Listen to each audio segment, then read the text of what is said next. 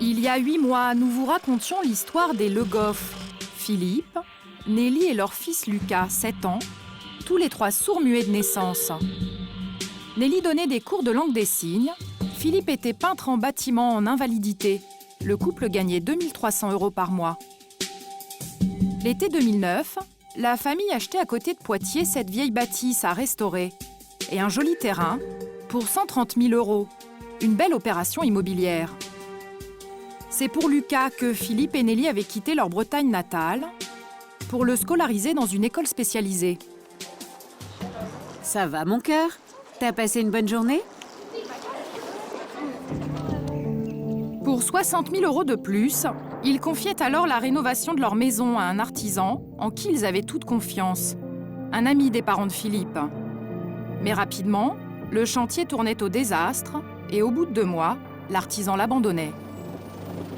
En découvrant la maison, la mère de Philippe, Elisabeth, qui vit à 500 km de là en Bretagne, était catastrophée. Un chantier surréaliste, à l'image de ces ouvertures béantes, livrant la maison aux 4 vents.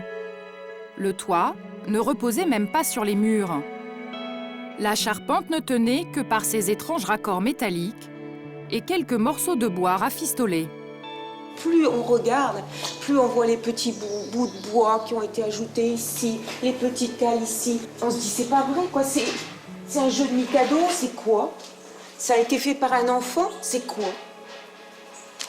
C'est hallucinant. Il y a des fissures partout. Une habitation dangereuse, menaçant de s'écrouler, avec une dalle au premier étage complètement fissurée, car en dessous, au rez-de-chaussée, les piliers porteurs trop fragiles commençaient à s'effriter. Tout part, voilà. Il suffit de frotter un peu, ça part. Philippe a même failli avoir un grave accident. Lors d'un gros orage, inquiet de voir l'eau s'infiltrer dans la maison, Philippe était monté sur le toit pour repérer la fuite. Donc, il va sur le toit, il constate. Et là, je m'avance. Et tout d'un coup, je sens que ça s'affaisse. Donc, en rampant, il est... Ben oui, évidemment, t'as eu peur. Il est devenu tout blanc. Ben oui. En rampant, il est redescendu et il est venu voir pourquoi. Philippe découvrait alors effaré que cette poutre maîtresse avait cédé sous son poids. Avec l'arrêt des travaux, Philippe et Nelly avaient dû emménager en catastrophe dans cette maison mitoyenne qu'ils avaient achetée avec la bâtisse. Une masure vieillotte et sans chauffage, au confort sommaire. À 7 ans, Lucas n'avait pas de chambre. Il dormait au pied du lit de ses parents, sur ce matelas. À l'époque, la famille Le Goff n'imaginait pas que cette situation allait durer. Ils espéraient obtenir rapidement réparation auprès de la justice.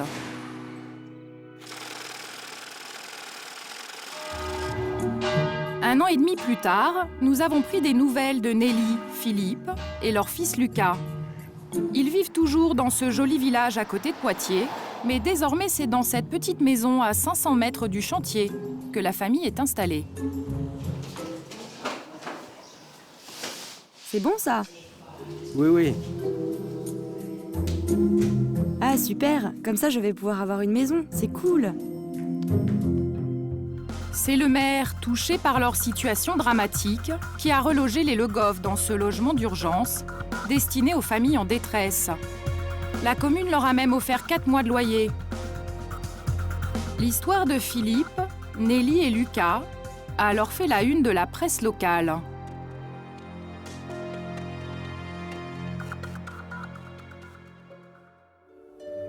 Depuis notre dernier tournage, un heureux événement est arrivé. Nelly est tombée enceinte et grâce à cette installation d'urgence, elle a vécu une grossesse sereine, bien au chaud. Nathanaël est né le 17 mars dernier. Pour sa famille, ce petit garçon symbolise la vie plus forte que tout, un rayon de soleil au milieu de ce cauchemar.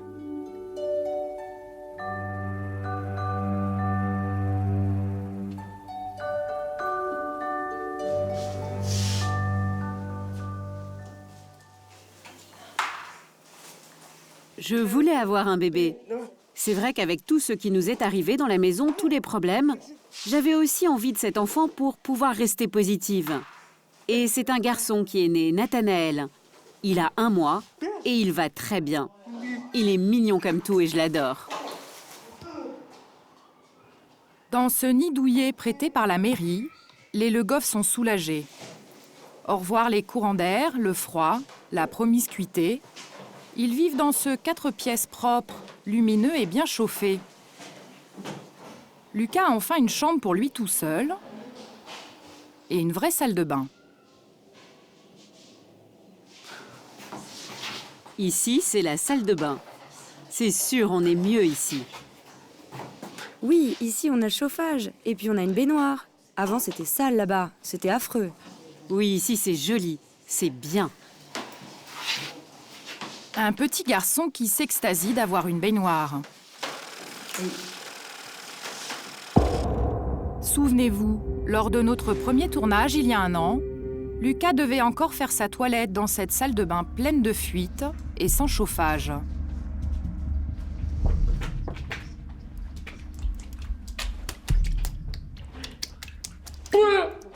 Là, on est obligé de poser un chauffage au fioul.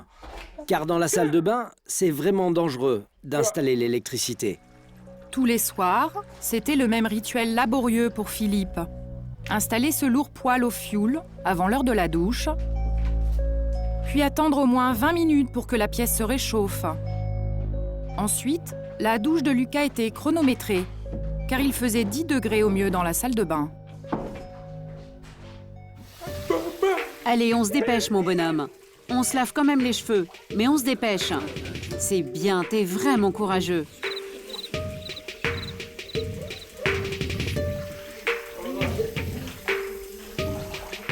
Lucas, tu trouves que c'est pénible d'avoir froid?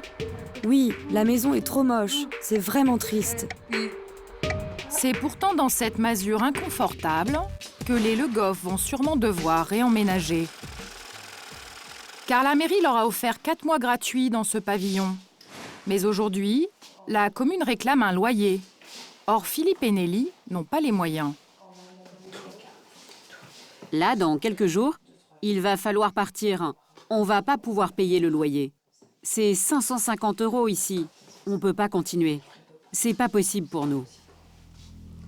Car à cause des travaux de leur maison qu'ils ne peuvent pas habiter, toutes les économies du couple sont parties en fumée. L'artisan responsable de cette catastrophe était un ami des parents de Philippe. Elisabeth et Paul-Marc sont installés en Bretagne et c'est à 50 mètres de chez eux, dans cette maison, que vivait leur ami avec sa femme. Les 2 couples étaient très proches et se fréquentaient régulièrement. C'était très facile de sympathiser avec eux, puisqu'ils étaient toujours d'accord avec vous. Si je rencontre quelqu'un qui aime ce que j'aime, automatiquement, je vais sympathiser. C'est pas de l'empathie du tout. C'est simplement, il vous englobe, il arrive à vous manipuler. Je vous dis, au bout d'un quart d'heure, il arrive à vous persuader que la Terre est plate. Et c'est lors d'un dîner que ce sympathique voisin a appris que le fils d'Elisabeth venait d'acheter une maison et cherchait un artisan. Il persuada alors les parents de Philippe qu'il était l'homme de la situation. C'est là où il nous disait, en fait, j'ai travaillé à la construction d'un aéroport, sur la fabrication, la dalle béton, les bacs acier, etc. En fait, il nous parlait toujours de ses expériences ou pseudo-expériences professionnelles, parce que maintenant on peut en douter, mais avec une assurance telle que je pense que quelque part, on a été trop confiant. Je me dis, comment j'ai pu ne pas voir? J'ai cru, quoi. J'ai tout gobé, quoi. Le résultat, un chantier épouvantable. Déboussolés par tant d'incompétence, Elisabeth et Paul-Marc rompirent tout lien avec leurs anciens amis. C'est donc sans eux que lors de notre premier tournage, nous allions chez l'artisan en caméra cachée pour recueillir sa version de l'affaire.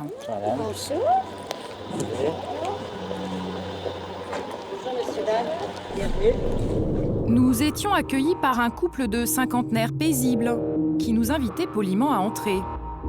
C'est ensemble qu'ils avaient réalisé les fameux travaux de rénovation. L'artisan nous assurait que si le chantier était dans cet état, c'est qu'il n'avait pas fini les travaux. il aurait été victime d'un malaise cardiaque. Moi, ce que je réclame, c'est le droit de reprendre mon chantier là où il en était le 23 octobre 2010. Ces gens-là ont pété un câble sur un chantier qui n'est pas livré, qui a été interrompu à cause d'un pépin de santé que j'ai eu chez eux. D'accord. Ils se sont pris la tête par rapport à ça, parce que le chantier n'est pas terminé. Non, parce que l'ouvrage est un peu problématique quand même. Non, l'ouvrage est un peu problématique parce qu'il n'est pas terminé, il n'est pas abouti. Voilà donc à quoi se résumait la défense de l'artisan. Un chantier pas terminé qu'il souhaitait reprendre. Un mensonge selon Elisabeth et Paul Marc. Pour preuve, les parents de Philippe nous montraient alors ce document. Toiture, terminée. Dalle rez-de-chaussée, terminée. Plancher, terminé. Électricité, en cours. Ouverture rez-de-chaussée, terminée. Voilà pourquoi, à l'époque, Elisabeth et Paul Marc déposaient plainte contre l'artisan au nom de leurs enfants, pour escroquerie, abus de confiance et défaut d'assurance. Elisabeth culpabilisée, elle se sentait responsable d'avoir plongé son fils et sa famille dans cet enfer en leur recommandant ce couple d'amis. Alors non, ça, je leur pardonnerai jamais. Jamais. Je ne les lâcherai jamais. Il faut bien qu'ils se disent une chose. Jusqu'à leur mort, ils paieront. Mais jamais je ne les lâcherai. Quelques mois plus tard, Philippe et Nelly découvraient horrifiés le rapport d'expertise mandaté par la justice. À l'époque, c'était le choc. Le rapport dit qu'il va falloir tout démonter. Il y en a pour 155 000 €. Mais moi, je pense que ça va nous coûter beaucoup plus cher. 155 000 € à débourser pour détruire tout ce qui a été fait par l'artisan et tout reconstruire. Mais où le couple allait-il trouver cet argent? Philippe ne travaille plus à cause d'une maladie des poumons. Nelly donne des cours de langue des signes. Le couple gagnait 2 300 € par mois et avait déjà 2 crédits sur le dos, soit 1 300 € à rembourser chaque mois. Nelly était anéantie.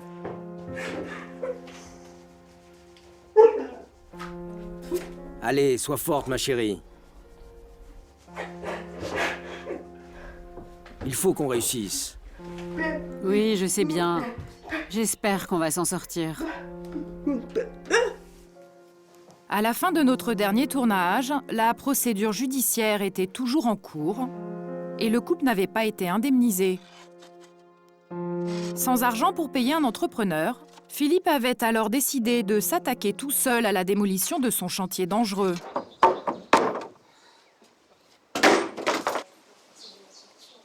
Je ne peux pas faire ça du matin au soir. Je fais 2 heures par-ci, 2 heures par-là.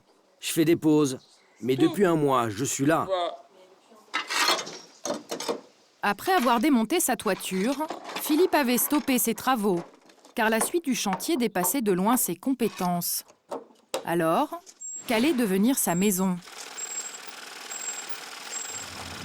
5 mois plus tard, ne pouvant s'offrir les services d'une entreprise, voilà à quoi ressemblait sa demeure. 4 murs sans toiture. Exposée à la pluie et au gel, la maison s'est rapidement dégradée, comme on le voit sur cette vidéo, tournée à l'époque par Philippe. C'était un désastre. Les murs étaient couverts de mousse. Et beaucoup plus grave, des pans entiers de la bâtisse s'étaient écroulés. Il y a de l'eau qui s'est infiltrée dans les murs. Et les pierres se sont détachées les unes des autres. Et tout s'est écroulé à cause de l'humidité et de la pluie. On a trop attendu, c'est ça. Et la maison a été trop exposée à la pluie, voilà. La maison de leurs rêves n'était plus qu'un champ de ruines. Un véritable crève-cœur pour Philippe, qui, impuissant, a fait des dizaines de photos de sa maison disloquée. À l'époque, pour rien au monde, Nelly n'y aurait mis les pieds. Je ne pouvais pas regarder. Je voulais pas aller voir. Je voulais pas voir. Oui, je te comprends. Il me montrait des photos, c'est tout. Mais moi, je voulais pas y aller. Je voulais pas y aller. Moi, je préfère regarder mon bébé. Mais 4 mois plus tard, Philippe tient à nous montrer une avancée spectaculaire sur son chantier. La maison a une toute autre allure. Alors, que s'est-il passé? Pour ne pas que sa maison s'effondre entièrement, Philippe a confié à un entrepreneur des travaux d'urgence. Les murs effondrés ont été remontés. Quant à la dalle de l'étage fendue, elle a été démolie et reconstruite.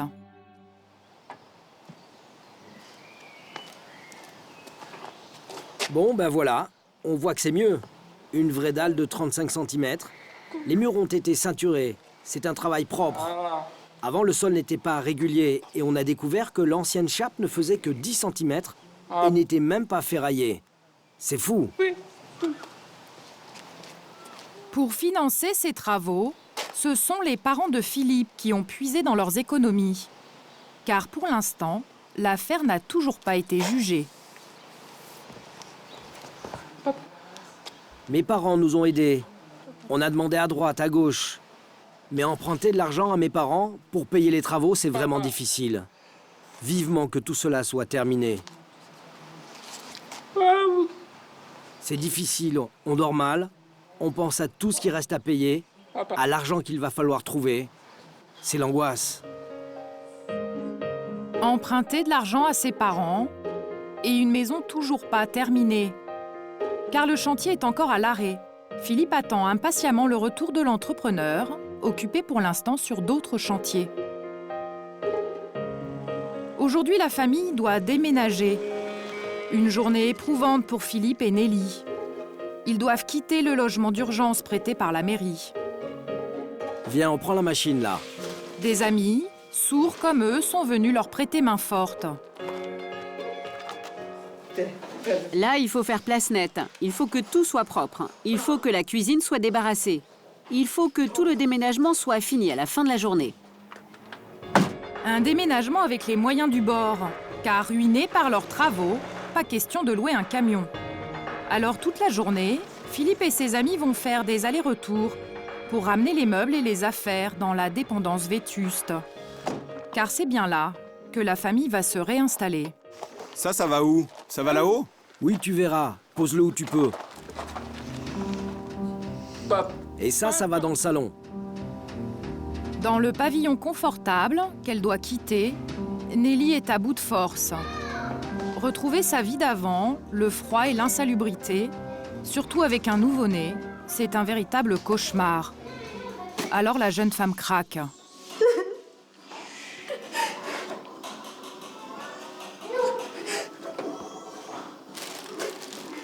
Allez, faut que tu sois courageuse, tu sais.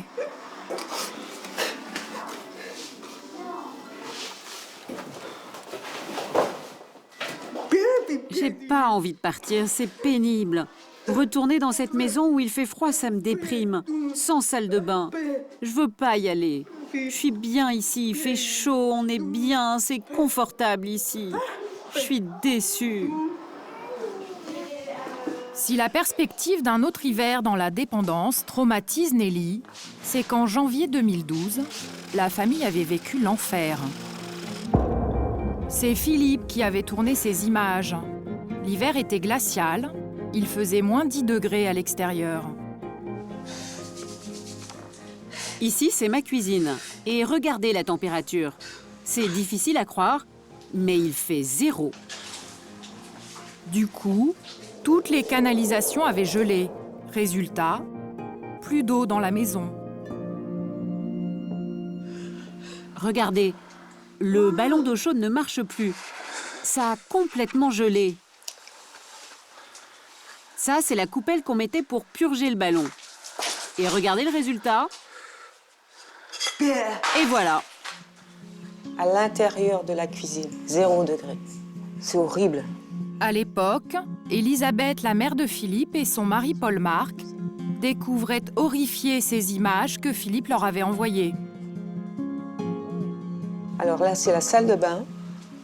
Regardez, là, c'est tout gelé. On ne peut plus utiliser le lavabo. Et là, c'est les toilettes. Impossible de s'en servir. La chasse d'eau est remplie de glaçons. J'ai l'impression de les abandonner à un sort qui est invivable, quoi, qui est Personne ne peut vivre comme ça. C'est donc la mort dans l'âme que Nelly doit quitter le petit nid douillet prêté par la mairie. Après y avoir passé 4 mois heureux, elle retourne dans la vieille dépendance. C'est fini. C'est fini. Je suis bien triste. Bye bye. De son côté, Philippe entasse comme il peut toutes les affaires de la famille dans la seule chambre de l'habitation. Ça veut dire que vous n'avez qu'une seule pièce pour tous les 4? Eh oui, je ne sais pas comment on va faire. Le lit de Lucas, on va le mettre là-bas. Ah ouais, ok. Donc ça veut dire qu'il faut qu'on décale le nôtre. Et le bébé? Où est-ce qu'on va le mettre, Nathanaël? Et toutes ces affaires? On n'a rien pour les ranger. Et les jouets de Lucas, on ne sait pas où les mettre non plus. Oh là là, c'est pourri, c'est le bordel ici. Oui, c'est vraiment pourri. La famille va-t-elle tenir dans cette vieille dépendance? Et leurs travaux vont-ils enfin reprendre?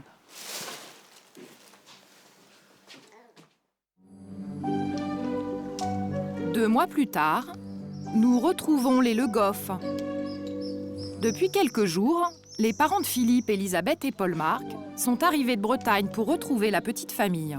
Ça fait du bien, il fait chaud. Ah là là là. Beaucoup trop chaud. Si, bien. C'est sûr. C'est pas comme en Bretagne. À Brest, il pleut. C'est vraiment dommage que vous habitiez si loin. Ça fait loin. En même temps, c'est loin, en même temps, c'est 5 heures, quoi. 5 heures. Si les parents de Philippe ont fait le déplacement, c'est qu'enfin, ce que tout le monde attendait depuis si longtemps est arrivé. 3 ans, jour pour jour après le début du chantier calamiteux qui a plongé la famille dans la galère, les travaux ont repris. Hop, attends, bouge pas, je vais taper. Chaque jour, le chantier avance à pas de géant. Et Elisabeth retrouve le sourire. Ah bah ça change, hein. Oh. Ça redonne de l'espoir, ça. Allez, viens voir. À l'étage, 6 ouvriers s'affairent aujourd'hui sur la charpente et les changements sont spectaculaires.